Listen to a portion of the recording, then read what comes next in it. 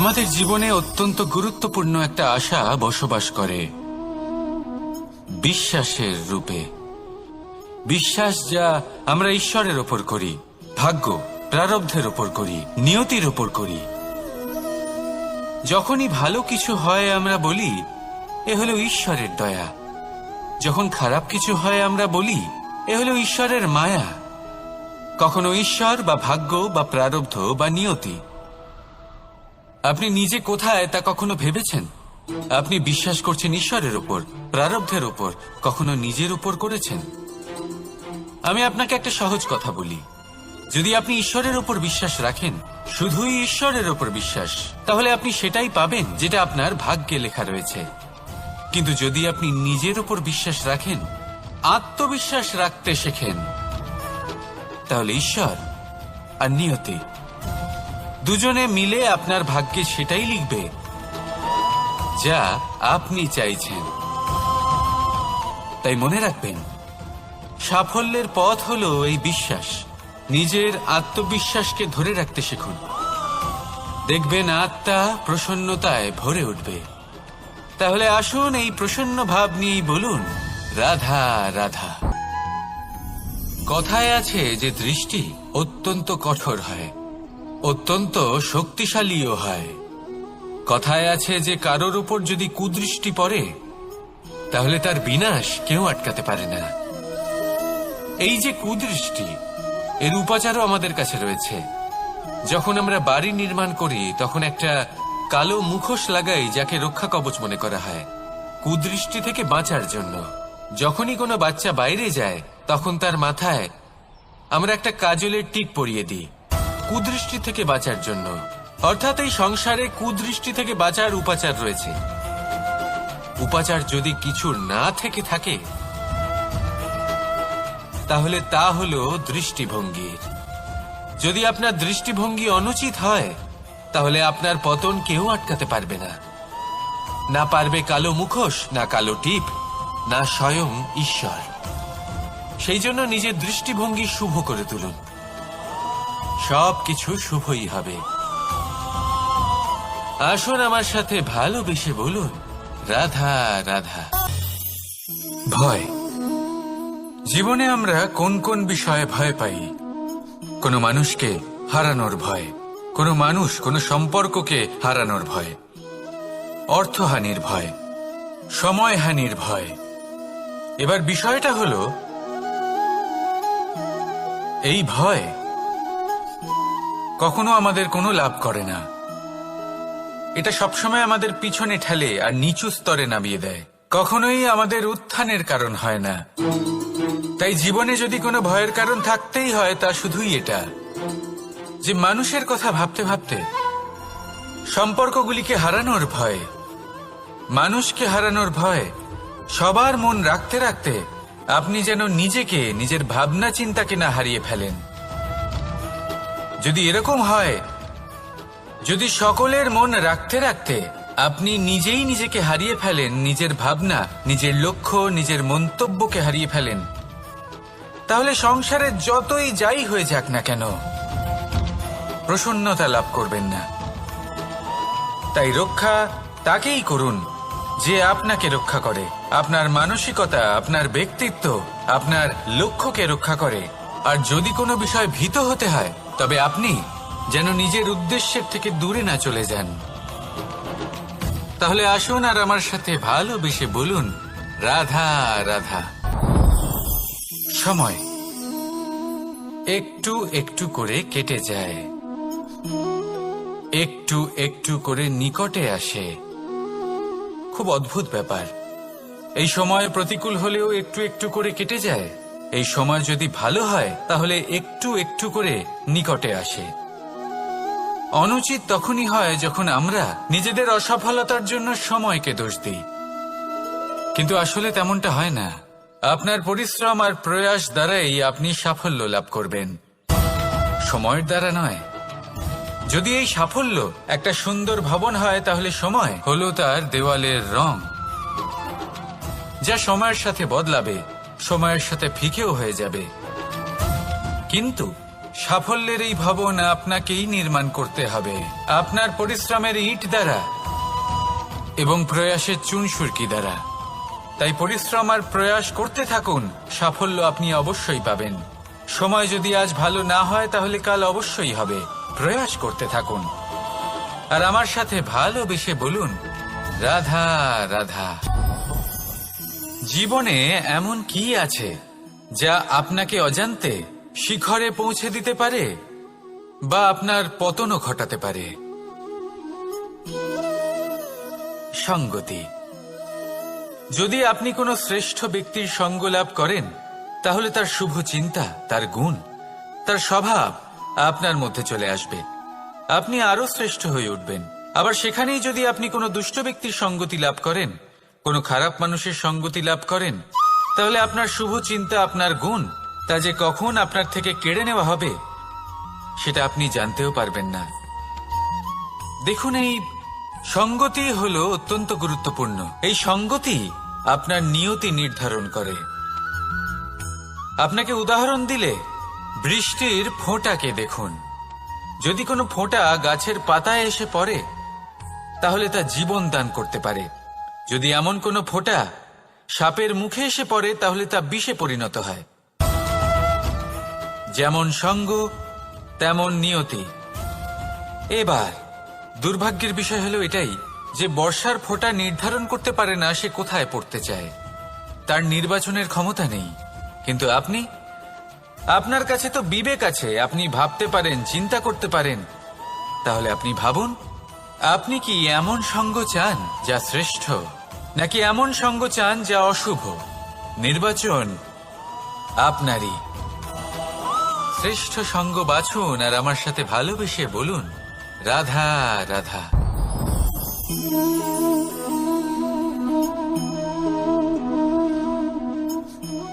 মুক্ত। এই মুক্তই সবাইকে মোহিত করে দেয়, নিজের দিকে আকর্ষিত করে। অত্যন্ত সুন্দর, গোল, শুভ্র। মুক্ত দ্বারা নির্মিত আভূষণ, তা হয়তো সে মুকুটই হোক বা কোনো স্ত্রীর অলংকার, তাকে আরো সুন্দর করে তোলে, তাকে আরো সুন্দর দেখতে লাগে। এবার এই মুক্তকে এত সুন্দর দেখার জন্য কত কষ্ট সহ্য করতে হয় তা কি কখনো আপনি ভেবেছেন? এই মুক্ত ঝিনুক থেকে বের করা হয়। ঝিনুক, যা কিনা সমুদ্রের তলদেশে থাকে। ওকে কত কষ্ট সহ্য করতে হয়, জলের চাপ সহ্য করতে হয়, সমুদ্রের স্রোত সহ্য করতে হয়। এই ঝিনুককে এত কষ্ট সহ্য করতে হয়, এই মুক্তকে এত কষ্ট সহ্য করতে হয়, তারপরে এর রূপ এত সুন্দর হয়। যদি আপনিও আপনার পরিশ্রমের সৌন্দর্য, নিজের পরাক্রমের সৌন্দর্য এই সংসারে প্রকাশিত করতে চান, তাহলে আপনাকেও কষ্ট সহ্য করতেই হবে। তাই জীবনে যখনই সংকট আসবে, বিপদ আসবে, সমস্যা আসবে, তখন একে সুযোগ হিসেবে গ্রহণ করুন। কারণ এই বিপদের সাথেই লড়াই করে আপনি মুক্তর মতোই পরিশুদ্ধ হয়ে উঠবেন। তাহলে আসুন আর আমার সাথে ভালোবেসে বলুন, রাধা রাধা। আপনি কি জানেন আপনার জীবনে আপনার আসল জীবনসাথী কে হন? মাতা পিতা, ভাই বোন, স্বামী স্ত্রী? না, আপনার আসল জীবনসাথী হল আপনার শরীর। সেই শরীর যার দিকে আপনি কখনো নজরই দেন না, ঠিক কি না? এবার যে মানুষ এই রহস্য বুঝতে পারেন তার জীবন এমনি শুভ হয়ে যায়। আপনি নিজেই দেখুন না, সে সংসারের মঙ্গলই করা হোক বা সত্যের রক্ষা করা হোক, তা সে শত্রুর সাথে যুদ্ধ করা হোক বা মিত্রকে রক্ষা করা হোক, এই শরীরই তো কাজে আসে। তপস্যাতে, বলিদানে, পরিশ্রমে এই শরীরই হলো আধার, ঠিক কিনা? তাই আমাদের কর্তব্য হলো যে আমরা যেন নিজের শরীরের যত্ন নিই। আমরা কি খাই, আমাদের কি খাওয়া উচিত, এটা যেন বুঝি। কোনটা সুপাচ্য আর কোনটা নয়, এটা যেন বুঝি। কারণ যেমন হবে অন্ন, মনও তেমনই হবে। যত ভালো অন্ন তত ভালো মন। আর সুস্থ শরীর হলো সুস্থ মনের আধার, এ কথা অবশ্যই মনে রাখবেন। আর যদি মন সুস্থ থাকে তাহলে সকল শুভ উদ্দেশ্য পূর্ণ হবে। তাহলে আসুন আর আমার সাথে ভালোবেসে বলুন, রাধা রাধা। কথায় আছে যে জীবনের আধার হলো সম্পর্ক, প্রসন্নতারও এবং ঈশ্বরের সাথে দেখা পাওয়ারও।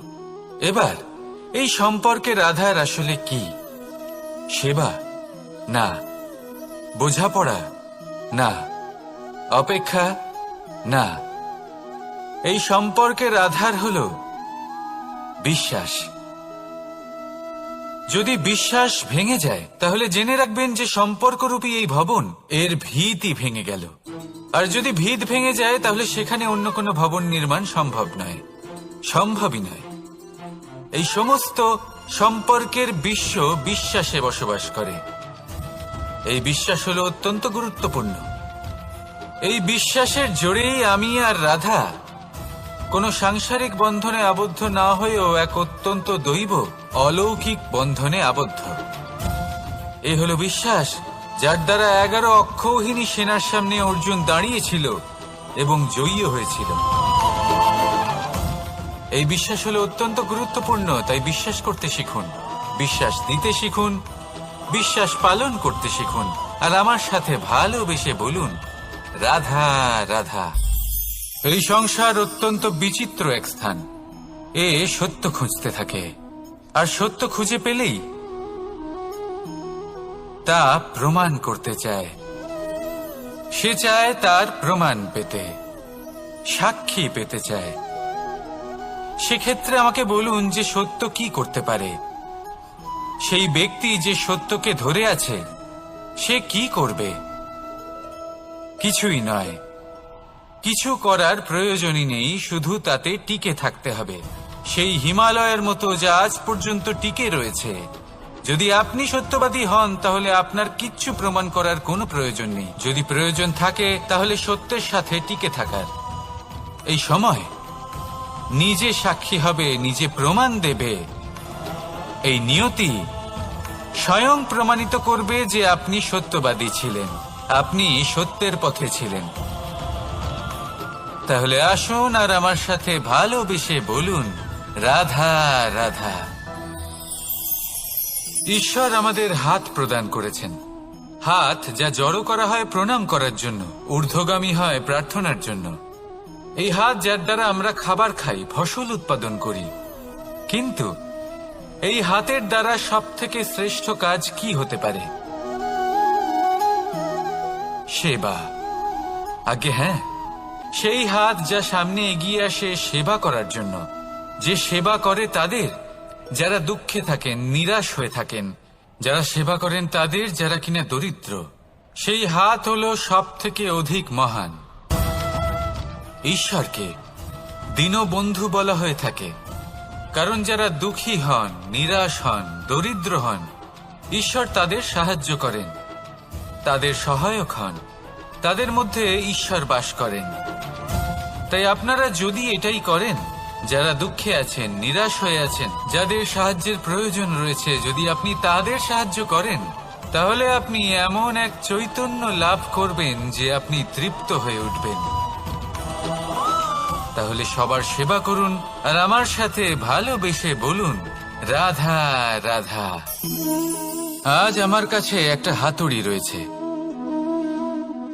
অত্যন্ত শক্তিশালী হলো এই হাতুড়ি। এই হাতুড়ি দিয়ে প্রহার করে একটা গরম লোহাকে আপনি সুন্দর অস্ত্রে পরিণত করতে পারবেন।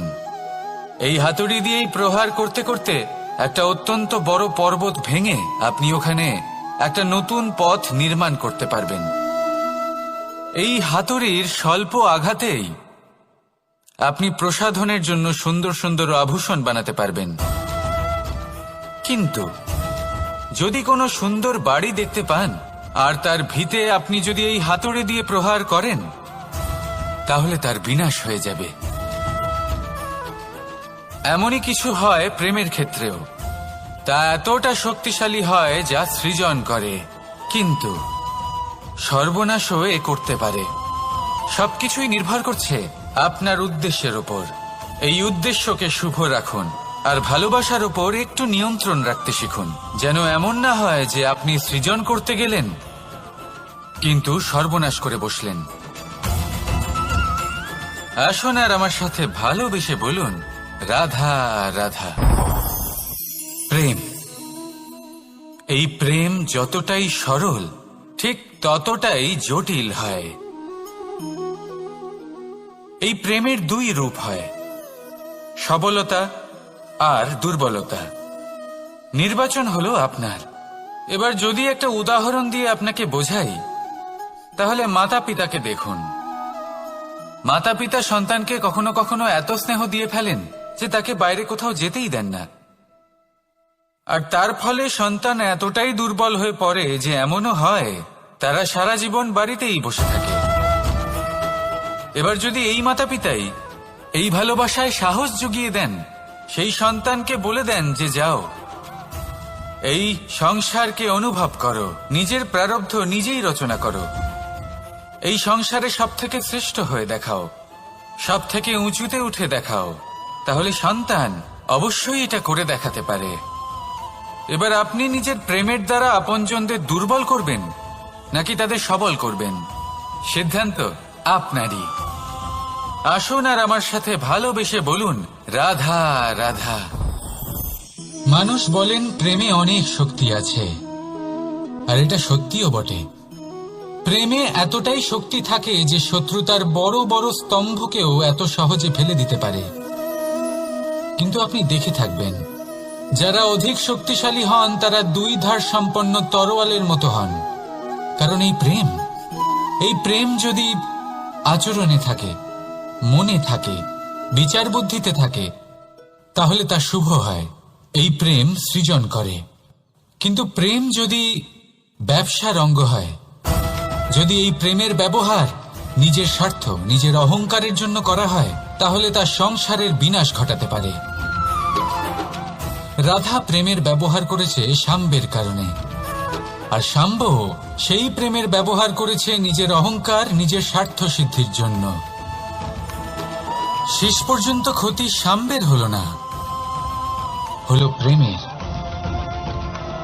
তাই মনের মধ্যে প্রেম ভাব অবশ্যই রাখুন, নিজের আচরণেও প্রেম ভাব বজায় রাখুন, কিন্তু সতর্কও থাকবেন আপনার এই প্রেম, একে নিয়ে কেউ ব্যবসা না করে ফেলেন। আসুন আর এই ভালোবাসার সাথেই বলুন, রাধা রাধা। সত্য, এই সত্য আসলে কি? কেউ বলবেন যা অসত্য নয় তাই হলো সত্য, কেউ বলবেন সেটা যার ভিত্তিতে আমরা বেঁচে আছি তাই হলো সত্য। কিন্তু সত্য আসলে কি? তার থেকেও বেশি গুরুত্বপূর্ণ হলো এটা বুঝতে পারা যে সত্যের ব্যবহার কিভাবে করা উচিত। যদি আপনার কাছে সত্য থাকে বা আপনি সত্য জেনে থাকেন আর আপনি তার ব্যবহার করেন, সদ্ব্যবহার করেন সংসারের জন্য, তাহলে আপনি এই সমস্ত সংসারের অনেক ঊর্ধ্বে চলে যাবেন। কিন্তু যদি আপনি সত্য জানেন আর তার দুর্ব্যবহার করেন, তাহলে আপনি সমস্ত সংসারের পক্ষে ক্ষতিকারক হয়ে উঠতে পারেন। তাই মনে রাখবেন, সত্য যতটাই কোমল, অর্ধ সত্য হলো ততটাই কঠোর। এই অর্ধ সত্য সমস্ত সংসারের বিনাশ ঘটাতে পারে। সেই জন্য জীবনে সত্যের বিষয়ে সম্পূর্ণ সত্য জানতে শিখুন, এ হলো অত্যন্ত গুরুত্বপূর্ণ। এই সত্য তার নিজস্ব দাবি হলো আপনি সাবধানে থাকুন। তাহলে আসুন আর আমার সাথে ভালোবেসে বলুন, রাধা রাধা। পঞ্চমহাভূত, জীবন রচনায় এর অবদান অনস্বীকার্য। এই পঞ্চমহাভূত আসলে কি? জল, বায়ু, অগ্নি, মাটি আর আকাশ। এবার শুধুমাত্র জীবন রচনায় এর অবদান আছে তা নয়, শুধু শরীর রচনাতে এর যোগদান আছে তা নয়, বরং এরা হলো আমাদের জীবনের সব থেকে বড় শিক্ষক। এবার আপনারা সকলে চমকে যাবেন, হয়তো আপনারা এই দৃষ্টিভঙ্গি দিয়ে কখনো দেখেননি। আমি আজ আপনাদের বোঝাবো। এদের মধ্যে সব থেকে বড় তত্ত্ব জল। এ আমাদের কি শেখাচ্ছে? এই জল, এর নামই হলো জল, কিন্তু এ কখনোই আমাদের জ্বালায় না, আমাদের জ্বলনের কারণ হয় না। তাহলে কি করে? আমাদের তৃষ্ণা মেটায়, আমাদের শীতলতা প্রদান করে, জীবন দান করে। এর দ্বারা আমরা কি শিক্ষা লাভ করি? যে আপনার উৎপত্তি যেখান থেকেই হোক না কেন, আপনি যেখানেই জন্মগ্রহণ করুন না কেন, আপনার কর্ম সর্বদা শ্রেষ্ঠ হওয়া উচিত। আপনি জলকে যে কোনো পাত্রে রাখুন না কেন, সে সেই অনুসারেই নিজের আকার ধারণ করে নেয়। এর দ্বারা আমরা কি শিক্ষা পাই? এই শিক্ষাই পাই যে যে কোনো পরিস্থিতিতেই নিজেদের মানিয়ে নিতে হবে, নিজেকে সেরকম করে নিতে হবে। যে দেশেই থাকি না কেন, যে স্থানেই থাকি না কেন, যে পরিস্থিতিতেই থাকি না কেন, যে ব্যক্তির সাথেই থাকি না কেন, আমাদের সুখময় হয়ে জীবন অতিবাহিত করা উচিত। দেখুন, আমাদের কত বড় একটা শিক্ষা দিল এই জল, যা আমরা কোনোদিন দেখতেই পাইনি। নিজেকে জলের মতোই করে তুলুন। সুখের ধারায় স্বাচ্ছন্দ্যে প্রবাহমান হতে থাকবেন আপনি। নিজের আকারকে ভেঙে ফেলুন, নিজের সীমা লঙ্ঘন করুন। আপনি অবশ্যই একদিন মহানুভবতা অনুভব করবেন। তাহলে আসুন আর আমার সাথে ভালোবেসে বলুন, রাধা রাধা।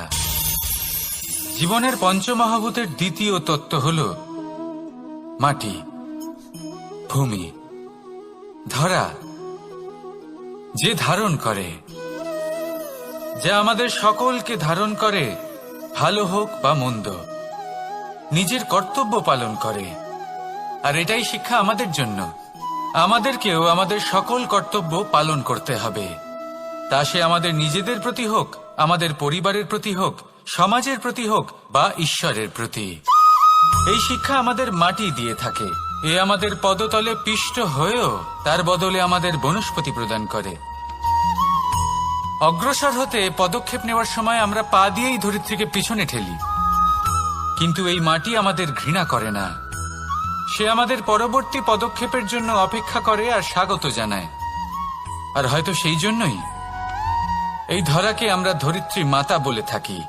আর তাই এই পদবি, এই সম্মান, এই ভালোবাসা এর আকার বা এর ভারের জন্য একে প্রদান করা হয় না, প্রদান করা হয় এর স্বভাবের কারণে। আপনিও যদি ধরিত্রীর মতো হতে পারেন, যদি আপনিও নিজের সকল কর্তব্য পালন করেন, বিশ্বাসের সাথে তা স্বীকার করে নিতে পারেন, যদি অন্য কারোর সাফল্যেও আপনি প্রসন্ন হতে শিখতে পারেন, যদি আপনি একটু কষ্ট সহ্য করে অন্য কাউকে প্রসন্নতা প্রদান বা অন্য কাউকে সেবা করতে পারেন, তাহলে আপনিও মাটির মতোই মহান হয়ে উঠতে পারবেন। তাহলে আসুন আর আমার সাথে ভালোবেসে বলুন, রাধা রাধা। জীবনের পঞ্চমহাভূতের মধ্যে একটা তত্ত্ব হল বায়ু। বায়ু যাকে কিনা দেখা যায় না, বরং তাকে কিন্তু আমরা অনুভব করতে পারি। আর একে সব থেকে বেশি অনুভব করতে পারি তখন যখন বায়ু কম থাকে। বায়ু যদি লুপ্ত হয়ে যায়, তাহলে তখনই আমরা বুঝতে পারি যে বায়ু তো নেই, এ তো সমস্যার ব্যাপার। এবার এই বায়ু দ্বারা আমরা কি শিক্ষা পাই? এই বায়ু আমাদের এই শিক্ষা দেয় যে আমাদের কখনোই অহংকার করা উচিত নয়। আমরা সকলেই কখনো না কখনো চাই যে আমাদের শ্রেষ্ঠতা, আমাদের যোগ্যতা, আমাদের মাহাত্ম্য এই সংসার বুঝতে পারুক। আর নিজের মাহাত্ম্য প্রমাণ করার জন্য শক্তি দেখানোর কোনো প্রয়োজন নেই। কারণ যখন কোনো ব্যক্তি, এই সমাজ, এই সংসার আপনাকে নিজের থেকে দূরে করে দেবে, আপনার থেকে দূরে চলে যাবে, তখন আপনার মাহাত্ম্য কি তার আভাস সে নিজে থেকেই অবশ্যই পেয়ে যাবে। আপনার কিছুই করার প্রয়োজন নেই। বায়ুর মতো হয়ে উঠুন। বায়ু যার কিনা কোনো ভার নেই, কিন্তু যখন সময় আসে, যখন সে তুফানের রূপ নেয়, তখন অত্যন্ত বড় বড় বিধ্বংসী কাজ সে করে ফেলে। আর তখন এর শক্তির কোনো তুলনাই হয় না। বায়ু যে নিজের সঞ্চালন দ্বারা পৃথিবীকে প্রাণ দেয়, নিজের পরিবহন দ্বারা এই মেঘ সৃষ্টি করে, এই ধরিত্রীর তৃষ্ণা নিবারণ করে। বায়ুর মতো যদি আপনি হয়ে উঠতে পারেন, তাহলে হালকা হয়ে যাবেন, ওপরে উঠতে পারবেন এই সংসার, এই ভৌতিকতা, এই মোহ মায়া থেকে। আর তখন আপনি বুঝতে পারবেন যে প্রেম কাকে বলে। তখন আপনি বুঝবেন যে দান করাই হলো জীবন। তাহলে আসুন আর আমার সাথে ভালোবেসে বলুন, রাধা রাধা।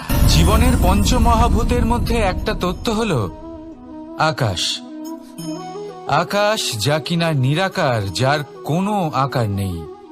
আকাশ যা হলো অনন্ত। আর আমাদের সবসময় মনে হয় যে এই আকাশ আমাদের সাথে জড়িয়ে রয়েছে, কেন? এবার এই আকাশ আমাদের জন্য কি না করে। আকাশ আমাদের ওড়বার স্বাধীনতা দেয়। আকাশ মেঘকে ধারণ করে যাতে আমাদের তৃষ্ণা মিটতে পারে। এই আকাশ সূর্য এবং চন্দ্রকে তার যথাস্থান দেয় যাতে আমরা প্রকাশও পেতে পারি, আবার অন্ধকারও, যাতে আমাদের জীবনে সামঞ্জস্য বজায় থাকে। আকাশের থেকে অনেক কিছুই শেখার রয়েছে। যদি আমরাও আকাশের মতো হতে পারি, আমাদের আপনজনদের সেই স্বাধীনতা দিতে পারি যাতে তারা উঠতে পারেন, যাতে তারা নিজেদের স্বপ্ন পূরণ করতে পারেন, যার ফলে তারা নিজেরাই এই জীবনকে অনুভব করতে পারেন, নিজের পায়ে দাঁড়াতে পারেন, তাহলে ভাবুন আমাদের অস্তিত্ব কতটা বড় হয়ে যাবে। যদি আপনি আকাশের মতো হতে পারেন, তাহলে আপনিও আকাশের মতোই অনন্ত হয়ে উঠবেন। তাহলে আসুন আর আমার সাথে ভালোবেসে বলুন, রাধা রাধা। পঞ্চমহাতত্ত্ব, পঞ্চমহাভূত, এদের বিষয়ে আমি আপনাদের সবকিছুই বলে দিয়েছি। কেন? এরা আমাদের জীবনের সব থেকে বড় শিক্ষক। আর এদের থেকে আমরা কি শিক্ষা পাই? নিশ্চিত রূপে এই পঞ্চমহাতত্ত্ব আমাদের দেহের নির্মাণ করে, কিন্তু একটা ষষ্ঠ মহাতত্ত্ব রয়েছে, এমন এক তত্ত্ব যার না কোনো ভার আছে, না কোনো পরিমাণ আছে, কিন্তু তা হলো অত্যন্ত গুরুত্বপূর্ণ, ভাবনা। কেউ একে আত্মা বলে, কেউ একে বিবেক বলে, কেউ একে প্রাণ বলে, আর কেউ বলে চেতনা। এবার এই চেতনা যখন পঞ্চমহাতত্ত্বের সাথে জুড়ে যায়, এক হয়ে যায়, তখন মানুষের জীবনের নির্মাণ হয়। এবার আপনার দেহের নির্মাণ জন্ম থেকেই পঞ্চমহাতত্ত্ব করে দেয়, কিন্তু এই ভাবনা, এই চেতনা, একে আপনি নিজেই এগিয়ে নিয়ে যেতে পারেন। একে দিশা দেখাতে হবে, এর বিকাশ আপনাকেই করতে হবে। কিভাবে? তা আপনার উপর নির্ভর করছে। আপনি এর সদ্ব্যবহারও করতে পারেন, দুর্ব্যবহারও করতে পারেন। এমন এক দিশা দিতে পারেন, এমন সদ্ব্যবহার করতে পারেন যে আপনি নিজেই কোনোদিন ভগবত গীতার জ্ঞান দিলেন। এমন দুর্ব্যবহার করতে পারেন, এমন দিশাও দিতে পারেন যে আপনি হয়তো শকুনের মতোই মহাভারত রচনা করলেন। এই চয়ন আপনারই। শুধু এই চেতনার শুদ্ধতার দিকে বিশেষ নজর রাখতে হবে।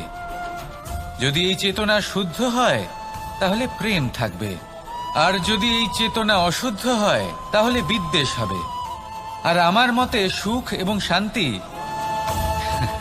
প্রেমের দ্বারাই লাভ হবে, বিদ্বেষ দ্বারা নয়। তাহলে আসুন আর আমার সাথে ভালোবেসে বলুন, রাধা রাধা। জীবনের পঞ্চমহাতত্ত্বের মধ্যে পঞ্চম তত্ত্ব অগ্নি। অগ্নি যা জ্বালাতে সাহায্য করে, কিন্তু তা উত্তাপও প্রদান করে। নিশ্চিত রূপে অগ্নি আমাদের জ্বালিয়ে দিতে পারে, কিন্তু আপনি কি কখনো এটা ভেবে দেখেছেন যে আগুন, তাকে নিজেকে কতটা জ্বলতে হয়, তাকে নিজেকে কতটা তাপ সহ্য করতে হয়। ও নিজে জ্বলে আমাদের উত্তাপ প্রদান করার জন্য, ও নিজে জ্বলে আমাদের ঊর্জা দেবার জন্য, আমাদের আলো দেবার জন্য, অন্ধকারে পথ দেখানোর জন্য, শত্রুর সাথে মোকাবিলা করার জন্য আমাদের সাহায্য করে, নিজে জ্বলে। যখন আমরা কোনো দেবতার জন্য যজ্ঞ করি, তখন দেবতার ভোজন গ্রহণ করার নিমিত্ত হয় এই অগ্নি। কত কিছু ওকে সহ্য করতে হয় আমাদের এত কিছু দেবার জন্য। আপনিও আগুনের মতো হয়ে উঠুন, নিজে কষ্ট সহ্য করুন অন্যকে সাহায্য করার জন্য, তাদের জীবন উদ্ধার করার জন্য, নিজের প্রিয়জনের জন্য, নিজের পরিবারের জন্য, নিজের মাতা পিতার জন্য, এই সমাজের জন্য। নিজে কষ্ট সহ্য করুন, প্রকাশের কেন্দ্রবিন্দু হয়ে উঠুন, আর সকলকে পথ প্রদর্শন করুন, সবাইকে পথ দেখান। যেদিন আপনি আগুনের মতো হয়ে উঠবেন, সেই দিন ঠিক যেমন অগ্নিকে পুজো করা হয়, আপনিও সেইভাবে পূজনীয় হয়ে উঠবেন। যেমন সকল শুভকর্মে, সকল যজ্ঞে, সকল পুজোতে অগ্নিকে স্মরণ করা হয়, সেইভাবেই সকল শুভকর্মে আপনাকেও স্মরণ করা হবে। আর যেদিন আপনি এরকম হয়ে উঠবেন, সেই দিন জীবনের বাস্তব মর্ম কি আপনি তা বুঝতে পারবেন। তাহলে আসুন আর আমার সাথে ভালোবেসে বলুন, রাধা রাধা। ফলটা দেখছেন আপনি? এটা সেই ফল যেটা গাছের সবচেয়ে উঁচু ডালে পাওয়া যায়, কিন্তু যখন এটা খসে পড়ে, তখন এটা আকাশের দিকে যায় না যা ওপরে আছে, সে যায় সেই ভূমির দিকে যে নিচ থেকে তার দিকে তাকিয়ে থাকে। কেন? কারণ এই ফলের নিজের উচ্চতার ধারণা মাটির থেকে নিজের দূরত্ব দেখে হয়। এই ব্যাপারটাই আমাদের মানুষের জন্যও খাটে। যদি আপনি সম্পন্ন হন, তাহলে তাদের সাহায্য অবশ্যই করবেন যাদের সামর্থ্য আপনার থেকে কম, যাদের সাহায্যের অত্যন্ত প্রয়োজন। আপনার সামর্থ্য বেশি কারণ তাদের আপনার থেকে সামর্থ্য কম। দেখুন, জীবনে আনন্দ শুধু বড় হওয়ায় নয়, বরং তাদের সাহায্য করেও আছে যারা কোনো কারণবশত আপনার থেকে নিচে রয়ে গেছেন। আর যখন একটা ফল এই কথাটা বুঝতে পারে, তখন আপনি নয় কেন? রাধা রাধা। সময় বড়ই বিচিত্র অনুভব দেয়। যখন অপেক্ষা করছেন তখন অনেক লম্বা হয়ে যায়। প্রতিটা মুহূর্ত একটা গোটা দিনের মতো মনে হয়। ঠিক সেইভাবেই যদি কোথাও যেতে দেরি হয়, তখন সময় দৌড়তে থাকে। প্রসন্নতায় বয়ে যায় আর নিরাশায় থমকে যায়। আপনদের সাথে থাকলে সময়ের খেয়ালই থাকে না। শত্রুদের সাথে থাকলে সেই সময়ই খারাপ হয়ে যায়। কিন্তু এটাই কি সত্যি বাস্তব? না, সময় তো সময়ই হয়, নিজের গতিতেই চলে সে। শুধু সেই গতির আভাস আমাদের মানসিক অবস্থা অনুযায়ী বদলে যেতে থাকে। তাই এই সমস্যা সময়ের নয়, আমাদের মানসিকতা। তাই নিজেকে খুশি রাখুন, অন্যদেরও খুশি রাখুন। আগের সমস্ত ঘটনা ভুলে যান আর একটা উজ্জ্বল ভবিষ্যতের দিকে অগ্রসর হন। সময় সবসময় ভালোই লাগবে।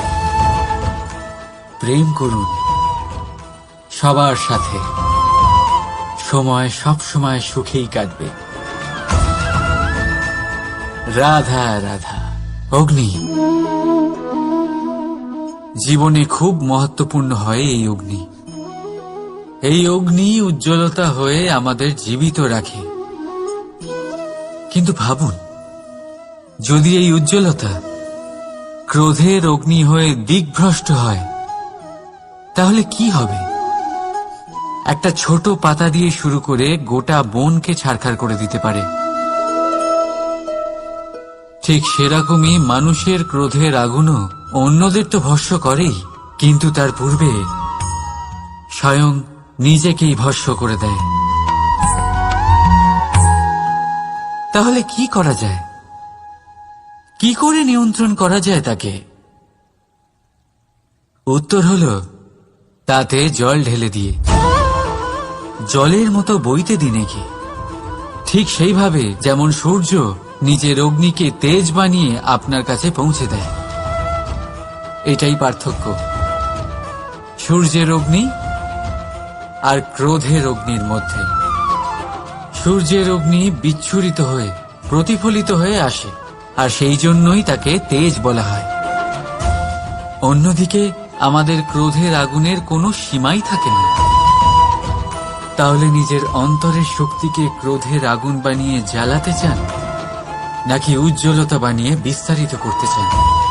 সিদ্ধান্ত আপনার।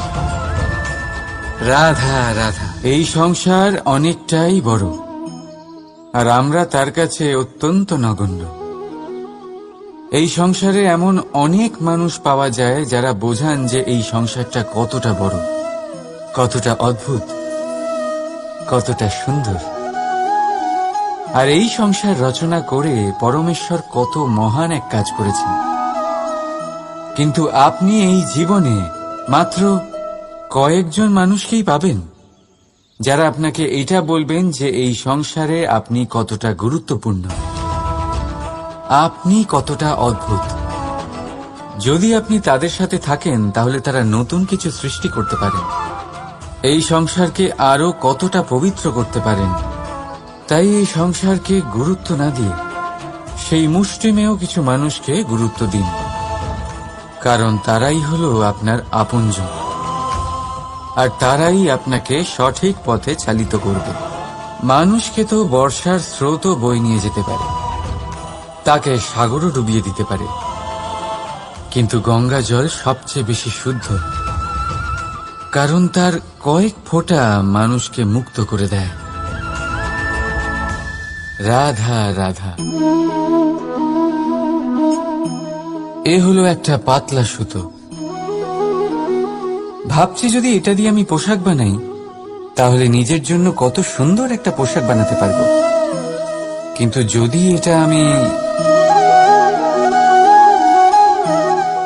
চিন্তা করবেন না,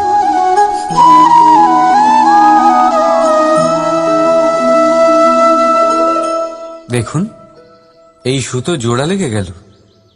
শুধু পার্থক্য হচ্ছে এটাই যে আগের মতো এটা আর সরল নেই, আর এটার দৈর্ঘ্য আগের থেকে কিছুটা কমে গেছে।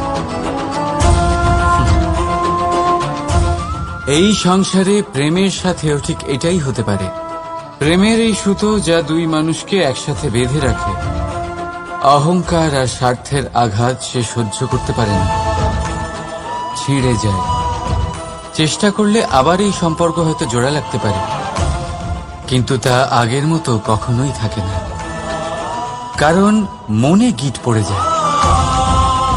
সেই জন্য প্রেমকে স্নেহের সাথে সামলে রাখুন, অহংকার আর স্বার্থের থেকে দূরে থাকুন। রাধা রাধা। আগুন কি করে? জ্বালায়। সেটা কাঠই হোক, কয়লা হোক, বস্ত্র হোক, যাই আপনি আগুনে দেবেন তা ভস্ম হয়ে যাবে। কিন্তু সোনা, যদি আপনি সোনা আগুনে ফেলেন, তাহলে তা কুন্দন হয়ে নিজের অস্তিত্ব তৈরি করে। যদি আপনি লোহা গরম করেন, তাহলে তা ইস্পাত হয়ে যায়। কেন অনিষ্ট করতে পারবে না? রাধা রাধা। মানুষের জীবন কি? আপনি বলতে পারেন জন্ম আর মৃত্যুর মধ্যেকার সময়। আর মৃত্যু কখন হয়?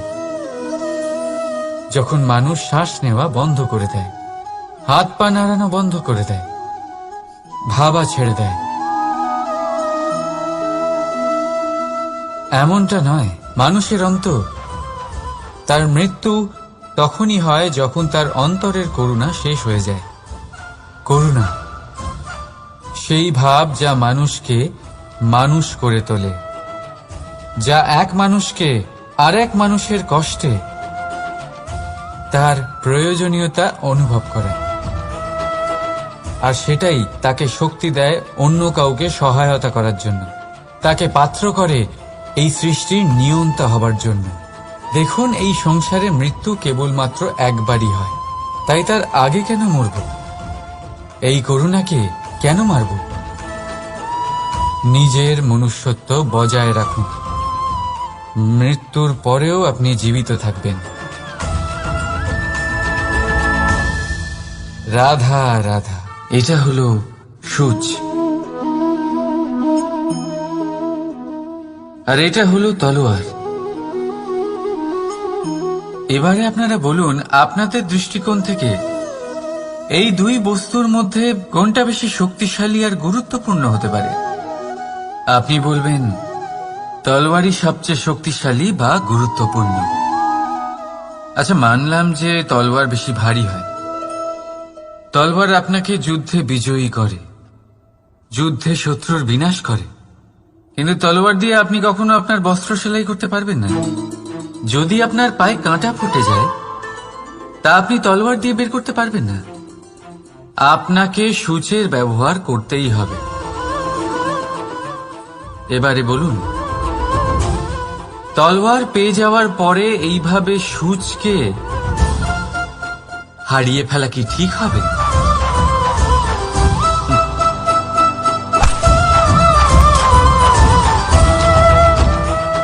ঠিক সেইভাবেই